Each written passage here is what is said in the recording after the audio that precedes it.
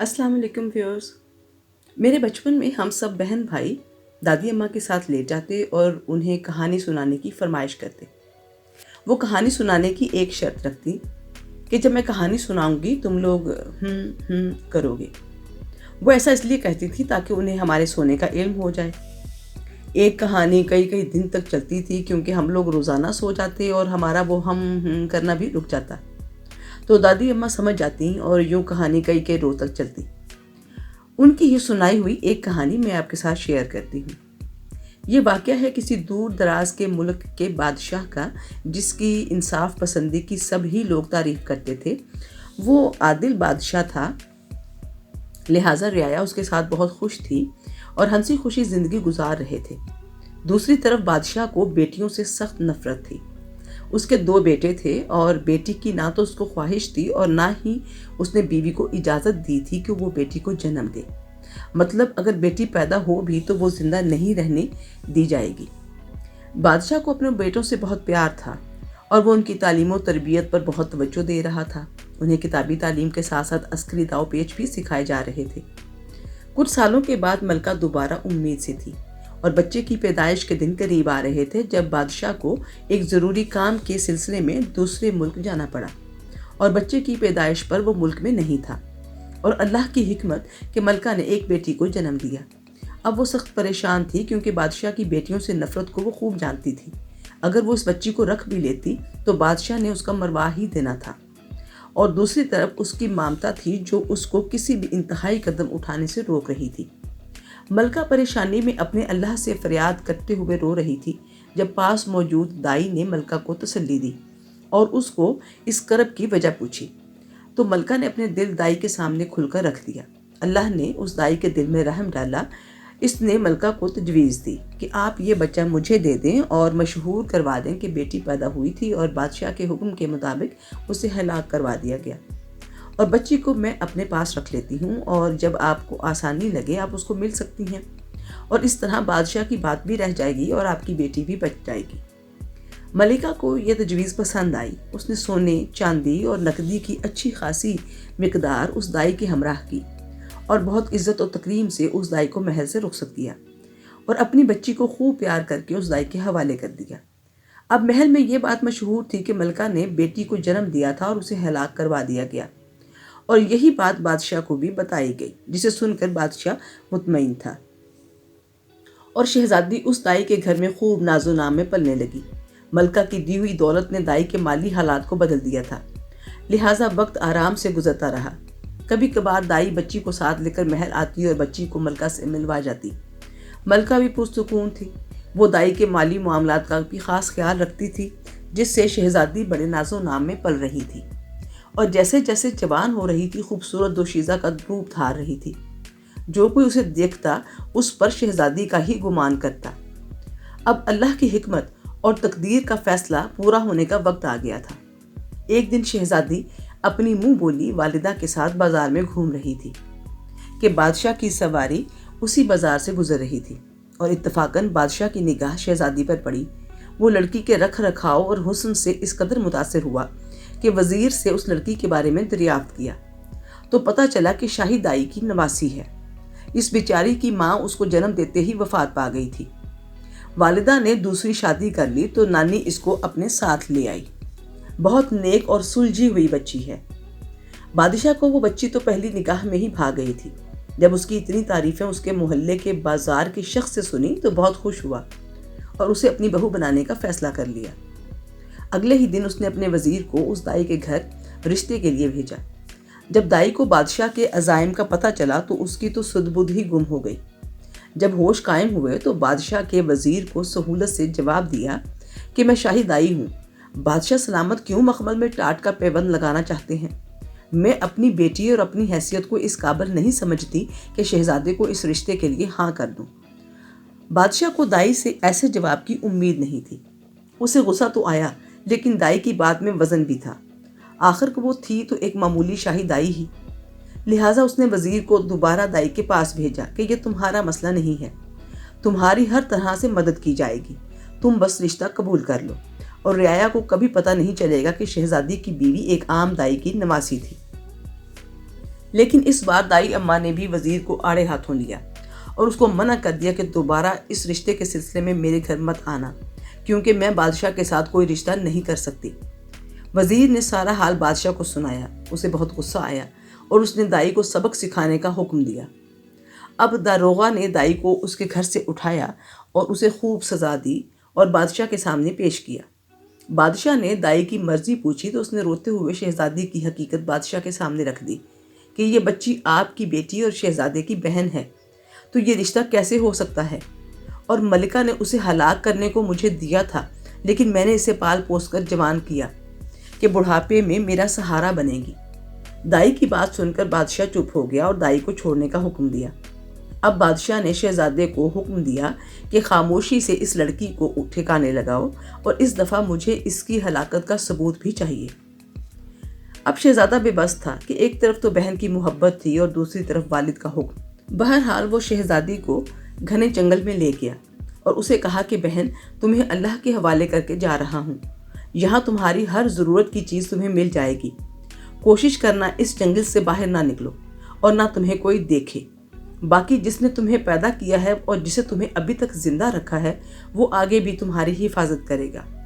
اور اس کے بعد اس نے اپنے ساتھ لائی ہوئی بھیڑ ذبح کی اور اس کی خون آلود چھری اور کچھ جسمانی اعضاء جن سے بادشاہ کو جانور اور انسان کی تمیز نہ ہو سکے لے کر بادشاہ سلامت کی خدمت میں حاضر ہوا۔ اب بادشاہ مطمئن تھا کہ اس دفعہ اس کے ساتھ دھوکہ نہیں ہو سکتا۔ بادشاہ تو مطمئن ہو گیا، لیکن ملکہ کو کسی طور قرار نہیں آ رہا تھا۔ اس نے بیٹے کو خلوت میں بلایا اور رونے لگی۔ بیٹے نے ماں کے درد کو محسوس کرتے ہوئے اسے گلے سے لگایا اور تسلی دی کہ وہ زندہ ہے، باقی اللہ اس کی حفاظت فرمائے۔ ملکہ کو بیٹے کی بات سے تسلی ہوئی اور یوں وقت گزرنے لگا۔ شہزادے نے اپنی بہن سے کیا ہوا وعدہ نبھایا اور جنگل میں اسے ضرورت کی مناسب مقدار پہنچا دی تاکہ کسی کو شک بھی نہ ہو، اور شہزادی جنگل میں زندگی گزارنے لگی۔ وہ سارا دن جنگل میں ادھر ادھر پھرتی رہتی، لیکن گھنے جنگل سے باہر نہ نکلتی۔ اللہ کی قدرت کہ کسی دوسرے ملک کے 9 عمر بادشاہ کا اس رستے سے گزر ہوا۔ اپنی 9 عمری اور زیادہ لوگ ساتھ نہ ہونے کے سبب وہ راستہ بھٹک گیا اور گھنے جنگل میں جا پہنچا۔ اب وہ رات یہیں گزارنے پر مجبور تھا۔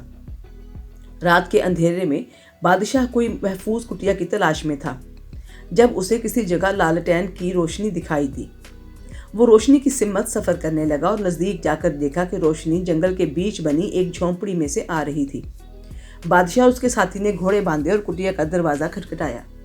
شہزادی گھبرا اٹھی کہ کہیں دوبارہ اس کے والد کو اس کے زندہ ہونے کا علم تو نہیں ہو گیا، اور اس نے دروازہ کھولنے میں تعارض سے کام لیا۔ بادشاہ کو اندازہ ہوا کہ اندر اکیلی لڑکی ہے، تو اس نے اپنا تعارف کروایا کہ وہ دوسرے ملک کا بادشاہ ہے اور راستہ بھٹک گیا ہے۔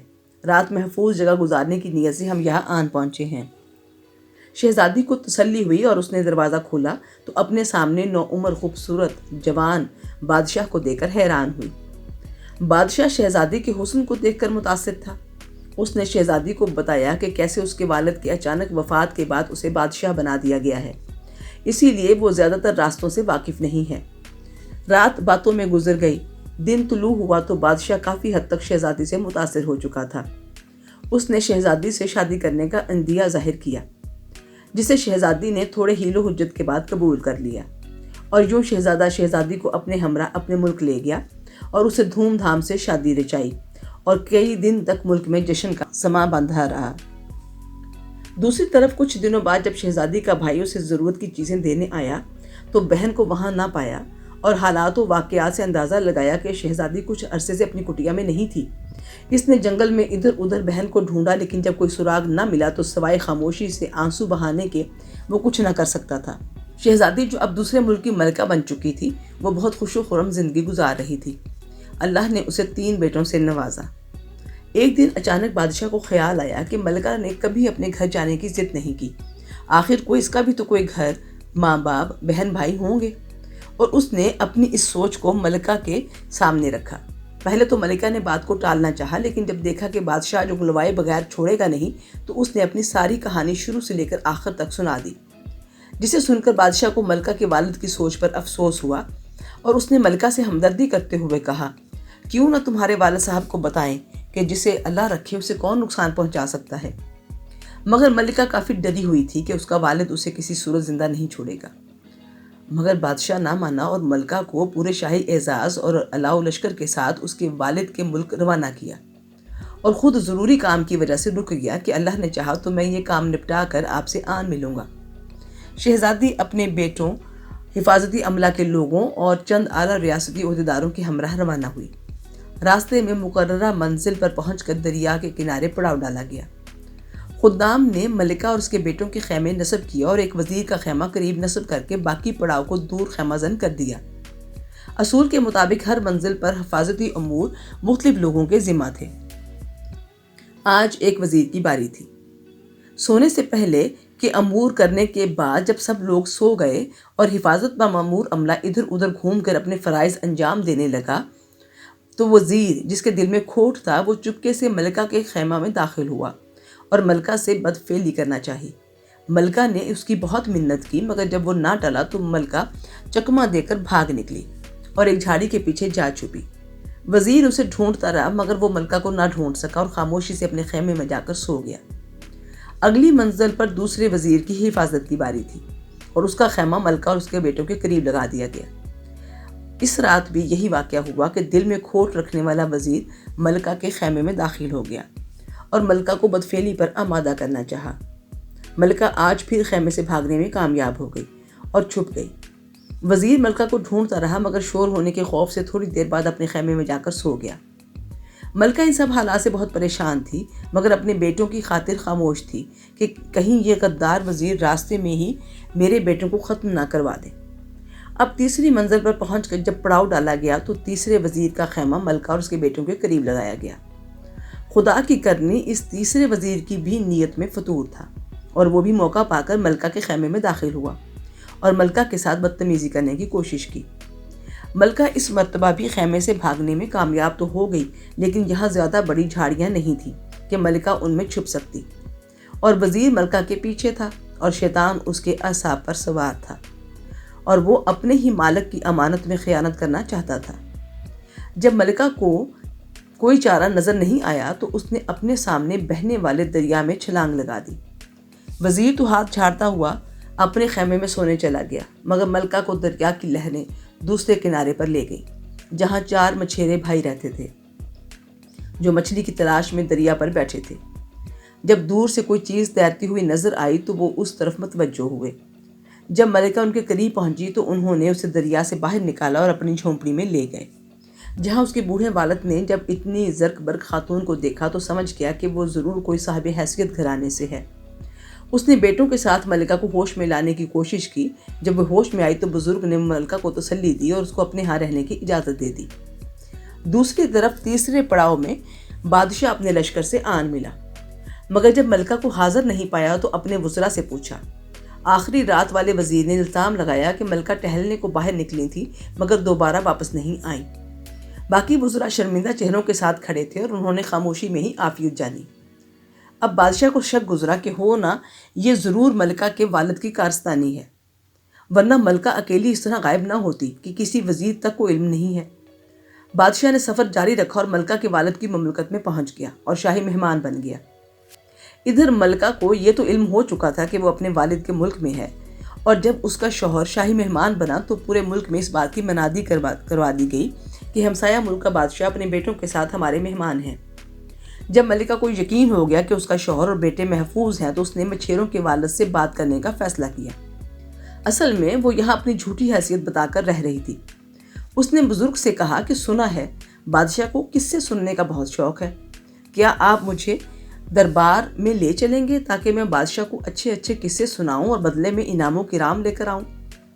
غربت سے تنگ مچھیرے نے ملکہ کو بادشاہ کے دربار میں لے جانے کی حامی بھر لی۔ اب جس دن بادشاہ کا عوام کے ساتھ گزارنے والا دن آیا، مچھیرا ملکہ کو لے کر دربار میں پہنچا اور قصہ گو بیٹی کا بتا کر وزراء سے دربار میں جانے کی اجازت حاصل کی۔ اب دربار کھچا کھچ بھرا ہوا تھا اور ہمسایہ ملک کا بادشاہ اور اس کے ساتھ آیا ہوا وزراء اور لشکر کے خواص بھی دربار میں موجود تھے۔ مختلف اعمال میں حصہ لینے والے اپنی اپنی باری پر آتے اور اپنا عمل مکمل کر کے واپس چلے جاتے۔ اب باری آئی قصہ گوئی کی، جس پر ملکہ کو آواز دی گئی۔ ملکہ نے چہرے پر نقاب پہن رکھا تھا۔ وہ دربار میں اپنی مقرر کردہ نشست پر براجمان ہوئی۔ اپنے شوہر اور بچوں کو اپنے سامنے دیکھ کر اسے صبر نہیں ہو رہا تھا۔ مگر ابھی اپنی شناخت ظاہر کرنے کا موقع نہیں تھا، لہٰذا وہ صبر سے اپنی نشست پر بیٹھی اور اپنے والد بادشاہ سے مخاطب ہوئی کہ بادشاہ سلامت، میں آپ کو ایک دلچسپ قصہ سنانے کی اجازت چاہتی ہوں۔ مجھے یقین ہے میرا یہ قصہ آپ کو اور آپ کے معزز مہمان کو ضرور پسند آئے گا، مگر میری ایک شرط ہے کہ قصے کے دوران کسی کو اپنی جگہ سے ہلنے کی اجازت نہیں ہوگی۔